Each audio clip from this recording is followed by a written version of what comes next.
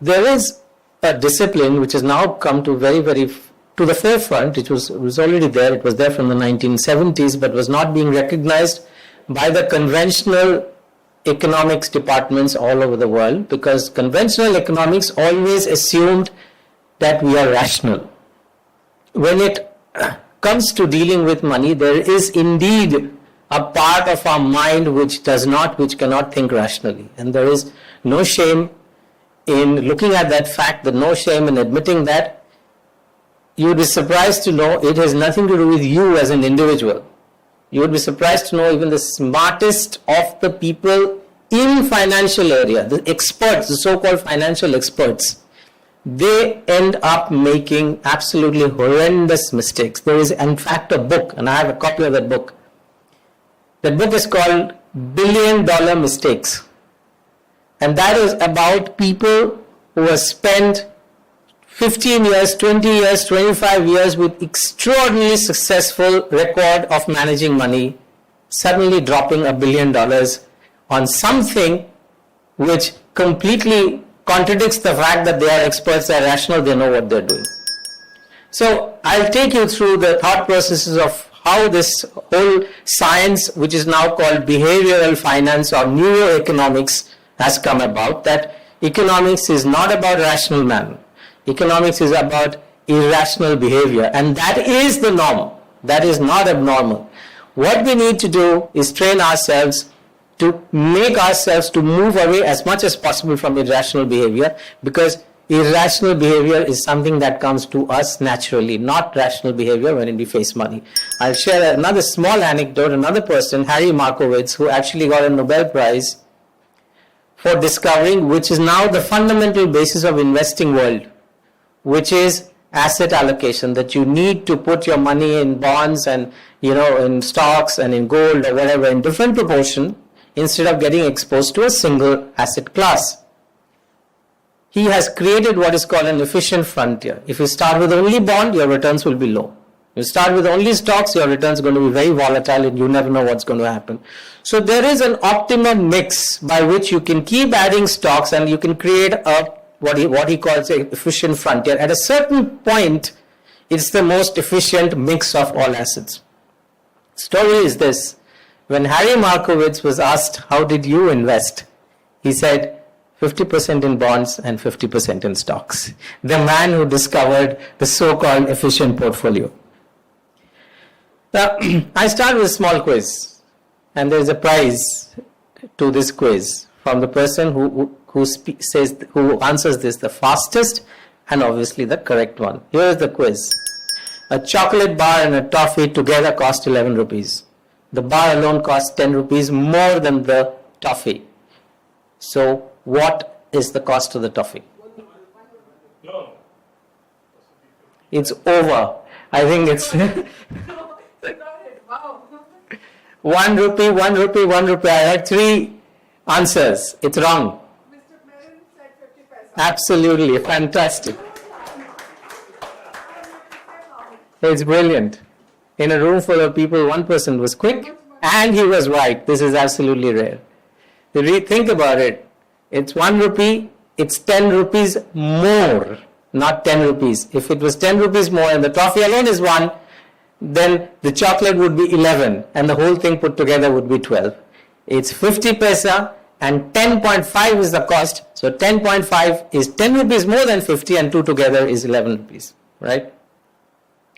Here is another one. Which of the 2 lines are longer? Quick. You lost your chance. A lot of them have said both are same. No prizes for this. Okay, there's an interesting thing about this, This is a study that was done in the 1950s, and it's now classic. Every single book on psychology has this, or behavioral finance has this. But when you ask people, having gone through this, said this, they have been secretly, videotaped. And people have been seen looking at this for minutes and minutes and minutes together to figure out how the hell does one not look more than the other, longer than the other. If you look at it carefully, you can say that together. but you almost try to disbelieve your own eyes or your thought process. You feel that what am I seeing? One definitely does longer than the other, right? Now, if you know about this, it's fantastic. Something similar in a different situation, you will trust your eye and you will not trust your thought process. I'll show you how. Third example, no prizes for this. These are now, we are on to presentation. In 1999, Computer Literacy Incorporated changed its name to fatbrain.com. The stock went up 33%. Can this be explained by the concept of rational man? That only the change of name of company. Next day, the stock went up by 33%. Similarly, a whole lot of companies changed their name to .com, .net or internet in 1999. And they all as a group outperformed even better quality technology companies as a group. We are comparing like and like. We're not comparing with Procter & Gamble. They outperformed these other companies by 63% only by changing the name in this particular manner. Example number 4 of rational thinking. This is a study done on wines, right? There are 5 varieties of wines which were presented on a table. And these were labeled. So there was a $5 wine, there was $45 wine, and people had to taste it and say, please rate them. So here is the price and the wine, and you please rate them. As you can very clearly see, something that's $90 obviously got a fantastic rating, alright? And something that's $5 hardly got any. 45 was better, 35 was like 44. So roughly between them, the rating that they got matched the price. And here was a trick. There were only 2 kinds of wines. Or rather, there were only 3 kinds of wines. The first and second was the same, and second and third and fourth were the same, and there was a third kind of wine. Now, the moment you say that the moment you take the price away, look at the situation. One here was $10 and $90. They were labeled as 10 and 90, and see the difference in the way people rated. When the rating was away, it was same wine. There was no price attached to it. They rated them as the same level. Look at this example of wine 2 and wine 2, which is both the same quality of wine. So, the moment you put a price, people start to think, oh, it's different, it's more expensive, it's better. This is not rational thinking, right? All this is happening inside our brain. The same brain, this is a creation of the Mayans thousands of years ago, the same brain which could create something like, which is a wonder of the world. Look at that dimension, look at the perfection of what people could achieve in Latin America thousands of years ago. The same thing went in Egypt or India or Ajanta Ellora, which is phenomenal what human beings have done. Alright? We are not foolish people. We have created civilization. We have created wonderful things to do. Let's look at the brain that creates this fantastic civilization, as well as make the foolish mistakes that I talked about earlier. Our brain accounts for 2% of our normal body weight, alright? But it consumes 20% of the oxygen you take in and the calories that you burn. The reason being that it's never at rest. It's constantly reacting, judging, concluding, assessing, all of these things it has to do. The interesting part is how it does any of these things. There are 2 sides to the brain, and this is an ad which was created by Mercedes-Benz to play on your mind, to say, listen, this is a right brain decision that you're supposed to take. Here is this fantastic car. Don't think from the left side. Why? The left side was kept completely gray and colorless because that's where all the thinking happens. You're not supposed to think. Here is this great car. Please pay the money and drive away. Alright? There are 2 brains. What do? The right side, which is the reflexive side or the reactive side of the brain, it is quick, it's intuitive. Think of these words. Just think a little bit deeper on these words. It's quick. So somebody has to react very quickly. Chocolate costs 10 rupees more than the toffee. You have to quickly react. You have no time, alright? So you reacted with the help of your right brain. It's intuitive. Suppose you're driving. Okay? On a normal situation along the road, there's nothing. You're assessing everything on the side. There are cars, there are houses, nothing is happening, but your mind is constantly absorbing all from the right side. The moment something runs across, it has to react very, very quickly. It has to be on the state of alertness, again from the right side of the brain. So It is intuitive, it's quick, it looks for patterns, always tries to assess risk and reward, again very quickly, and very, very subjective. The moment somebody walks into the door, I look at him, I try to make assessments. He's long, short, fair, not fair, well dressed, all these things I'm constantly doing. The key thing, it's rapid, it's automatic, and I'm not even conscious. All of these things I have to do in an unconscious manner all the time. Please remember, this is quicker than the left brain, and this is the cause of all our troubles, and this is the reason why humans have survived. But I'll get to that in a while. The reflective side of the brain is logical. It organizes your experience into different categories so that when you, in future, you can draw upon the category. It's like drawing upon the library, from the book on the library. The books on markets here, if you don't remember, you can't come here and do this. All right? So you remember. So that all those things that this brain does for you. It creates theories about cause and effect. So you know that spring comes after winter. You remember that next time there is a winter, you would know that the spring comes after it. So there's a cause, effect, a rotation. It plans for the future, which all you are supposed to do with your money, and you are supposed to do it with your right side, with your left side of the brain. This is ideal. This part of the brain has to be utilized for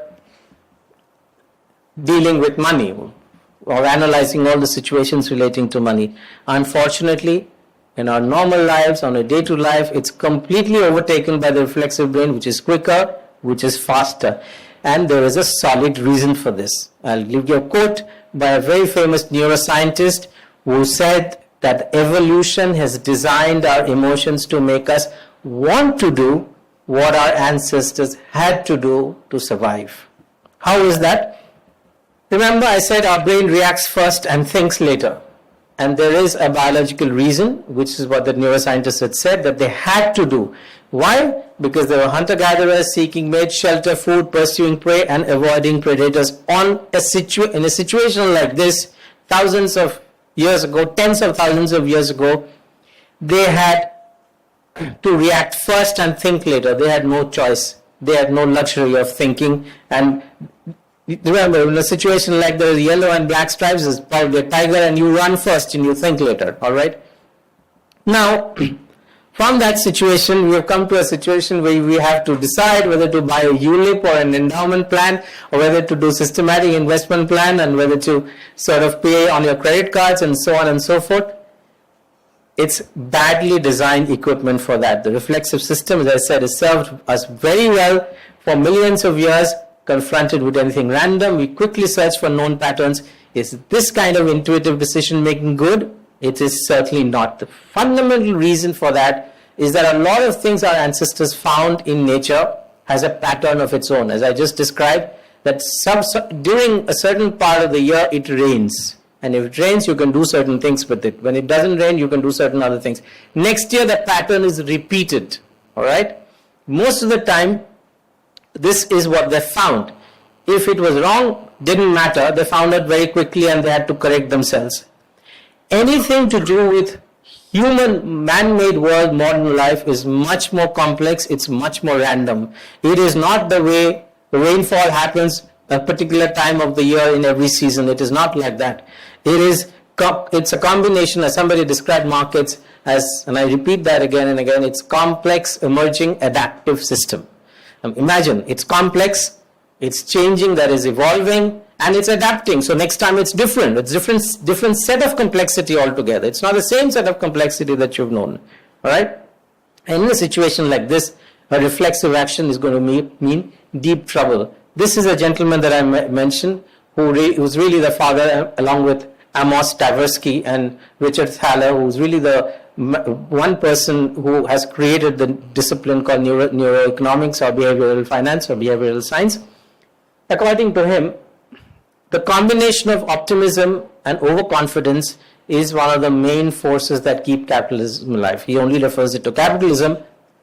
I say this is really the basis for civilization. If something goes wrong, you have to be optimistic. You say, no, this is not the whole life. I mean, I have slipped. Let me reapply. Remember, Edison had failed probably 43 times before he actually invented the bulb. the owner of Kentucky Fried Chicken, Colin Sanders, he actually started the business when he was 63. So if people were not optimistic, if people were not confident of themselves, they wouldn't have created the wonderful things that they've created through years, through civilization. Unfortunately, overconfidence, optimism, all of these things are pretty bad for dealing with financial situations. And I'll just deal with 4 or 5 of these, which is confidence, incentive, greed. You will see how what is normally an incentive in a certain situation can quickly turn into greed. The desire to make prediction. Without predictability, humans would not have been able to create the wonderful scientific discoveries that they have. They wouldn't even gone in that direction. People would have stayed at home. They would not have sailed seas, for instance. One of the greatest debates around the world would be whether Christopher Columbus was greedy or he was only responding to incentive. When he failed at 4 or 5 different places and eventually got the Empress of Portugal or some such person to actually fund, which is a modern day venture capital, they give me some more money, I want to sail the seas and see if I can conquer, the new world.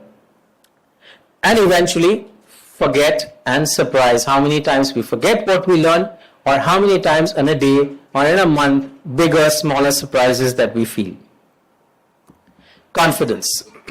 I'll give you not what I think, but as much as possible, I'll quote numbers and facts, and that is just going to establish where I come from and what I'm saying.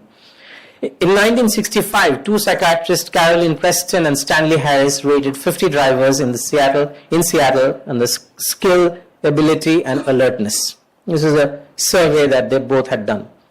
65% of the drivers said they were at least as competent as others. Many of them described their recent experience as extra good or even 100%. Now, this was extraordinarily surprising because Preston and Harris had done all their research interviews in the casualty ward of a hospital, and all of these drivers were there. Why were they there? Each one had begun the most recent trip in his own car but ended it in an ambulance. Injuries ranged from concussions, crushed pelvis, broken bones to spinal damage, and 3 of the passengers had actually died. According to the Seattle police, 68% of them were directly responsible for the crashes, 58% had at least 2 past traffic violations, and 44% will ultimately face criminal charges. But only 5 of the 50 actually admitted that they are even partially responsible for the crashes. So much for confidence, so much for human rationality. Here is another study. Subjects were placed in front of a computer screen which showed 6 positive events and 6 negative future life events. When these came up, they had to press a computer key which was written me, and another one was written not me, which effectively meant that here is a statement, or it applies to me or doesn't apply to me. So depending on that, they had to press the key. In the study, 4 of the 6 positive life events they said would happen to them, but only 2.7% of the negative. All the bad things is going to happen to somebody else, not to me. In fact, the most interesting part of the experiment is when they reduce the response time, which is what happens in the market when in a fast-moving stock, or when you're supposed to sign something quickly or a discount is ending, you have to react quickly. Remember, our ancestors had to react very, very quickly to save themselves. We react quickly in a money situation, and in fact, we get even more confident, even more optimistic about ourselves. So 4.7, it went from 4 to 4.7, and negative was down to 2.4, right? One of the things that drive human civilization is really hope for the future, hard work, incentive. Why do we believe in all of these things? We believe in these things for a very, very simple reason. Because in our normal lives, we see a very clear cause and effect relationship between what we do and what we get. All right? So this is the reason why parents tell their children, study harder. You are only second, you might come first, because there is a cause and effect relationship. And there is a desire to do better and better, which is why people excel. You see an example like Usain Bolt and so on. It's all a question of self-actualization, self-fulfillment, pushing ourselves to the limits. when we desire something, something happens in our brain. There's a whole lot of neurons are pushed out, which are called dopamine neurons, right? Interestingly, scientists have studied and found out that the moment you get something that you are desiring, the neurons start falling off. So there's no more pleasure anymore. And this is the reason why we keep striving, because to obtain the same level of neuron activity, we have to do more, one level more, right? Which, excuse me, you want to sit out if you're bored? Yeah, you seem to be yawning more than listening. So in healthy situations, it's called an incentive. In an extremely unhealthy situation, the same thing will flip over into a situation of greed. Now, imagine a multi-level marketing scheme. So you got your first month's check. Somebody has promised you 35% return, maybe. So you got your check, you want more. According to various studies, people lose money in multi-level marketing schemes or chain money schemes, not because the chain stops at some point. Even the early guys lose. Why? Because after they've got the returns, they put the money they've got and the principal again back into the scheme. This is what happens. For the same neural level of activity, dopamine says more. So you go and put the money back into it more, expecting even more. So that is where, if you don't work hard enough, it's moved from an incentive situation to a greed-like situation. I have no better example to prove this than the example of one of the greatest scientists ever, which is Sir Isaac Newton. Isaac Newton was remarkable. He's actually changed the course of physics forever. After he came on the scene, as we know, he's discovered the three physical laws. He discovered gravity. He was a master of the Royal Mint. He's got incredible achievements. People don't know that he created the ridge that you see on the coins was his creation, so that people can't counterfeit the coins. He was a master of the Royal Mint in UK. Of all the quotes and examples that you find of people who've lost money globally over hundreds of years, one of the finest comes from him. And he said that it's much easier to estimate the movement of heavenly bodies than figure out the movement of stocks. He said that after losing 50% of his life savings, and he was a master of the mint at that time, in what is called the South Sea bubble of the 1720s and 1730s. So this is a situation where a scientist, he knows what he's doing, he's excelling more and more and more, have moved from his own incentive system and moved to a greed kind of a situation where he doesn't have to work, he thinks the money can come in very easily. And we have examples. Don't blame Isaac Newton, we are all the same, he is like us, we are like him when it comes to dealing with money. It's exactly my point. Some more surveys which prove how normal individual investors or even professionals react to it. 74% people think more about gains, where only 7% of the people think of losses. Again, dopamine at work. Big gains intoxicates us to make even bigger bets, exactly what the scientists have found in terms of the dopamine neurons charging. The more a market rises, the more greedy people get. In any kind of a situation you find, and I was reading a book of 1911 or 12 or something. Here was this guy, he went around the stockbrokers' offices and listed down, he was very curious of how many people would have bought near the market peak and who are these kind of people. So at that time only about 40 odd stocks I think were traded in New York Stock Exchange. So it was very easy for him. So General Motors or some Continental Steel or whatever. So he went around asking for brokers that I don't want the names. You tell me how many people from your office would have bought all of these stocks within 20% of the peak. And he found 80% of all retail investment happened at 20% of the peak prices of all of these 40 stocks. Same thing, this was in 1911 or 12 or so on. If you remember, the same thing happened exactly in the market peak of 2000, same thing in 2008. Once the price goes up and there are big gains you are making, somebody else is making, at that time it starts firing much more in our mind and we go for bigger and bigger bets.